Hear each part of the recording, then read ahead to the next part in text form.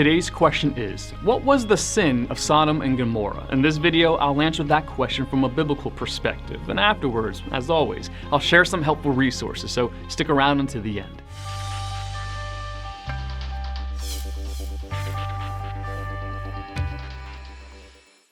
The biblical account of Sodom and Gomorrah is recorded in Genesis chapters 18 and 19. Genesis chapter 18 records the Lord and two angels coming to speak with Abraham. The Lord informed Abraham that the outcry against Sodom and Gomorrah is so great and their sin so grievous. Genesis 18, verse 20.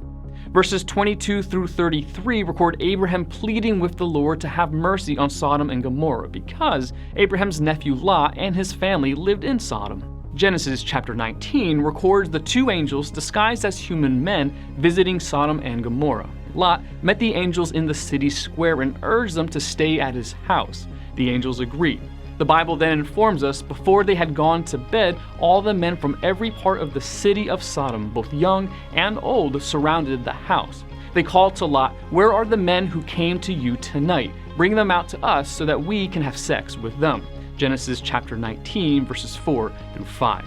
The angels then proceeded to blind all the men of Sodom and Gomorrah and urged Lot and his family to flee from the cities to escape the wrath that God was about to deliver. Lot and his family fled the city, and then the Lord rained down burning sulfur on Sodom and Gomorrah from the Lord out of the heavens. Thus he overthrew those cities and the entire plain, including all those living in the cities. Genesis chapter 19, verse 24. In light of the passage, the most common response to the question, what was the sin of Sodom and Gomorrah, is that it was homosexuality. That is how the term sodomy came to be used to refer to anal sex between two men, whether consensual or forced.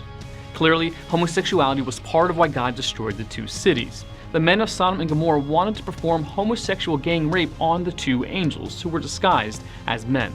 At the same time, it is not biblical to say that homosexuality was the exclusive reason why God destroyed Sodom and Gomorrah. The cities of Sodom and Gomorrah were definitely not exclusive in terms of the sin in which they indulged. Ezekiel chapter 16 verses 49 through 50 declares, "Now this was the sin of your sister Sodom. She and her daughters were arrogant, overfed, and unconcerned. They did not help the poor and needy. They were haughty and did detestable things before me."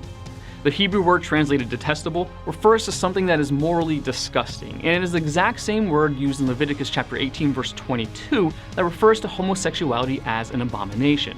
Similarly, Jude 7 declares, "Sodom and Gomorrah and the surrounding towns gave themselves up to sexual immorality and perversion."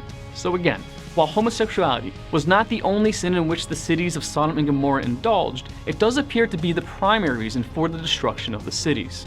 Those who attempt to explain away the biblical condemnations of homosexuality claim that the sin of Sodom and Gomorrah was inhospitality. The men of Sodom and Gomorrah were certainly being inhospitable. There is probably nothing more inhospitable than homosexual gang rape.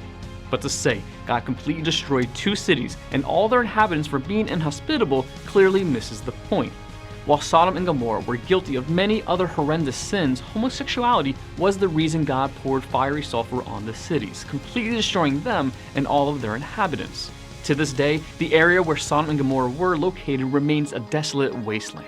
Sodom and Gomorrah serve as a powerful example of how God feels about sin in general and homosexuality specifically. Want to learn more? Subscribe so you don't miss the next video. Visit gotquestions.org for more great content and check out the details section below this video. There's one book I recommend along with several related articles. If you'd like to learn more about Bible Munch, or if you're interested in bite-sized devotionals, subscribe to Bible Munch on YouTube. It's linked right here. Now remember, got questions? The Bible has answers and we'll help you find them.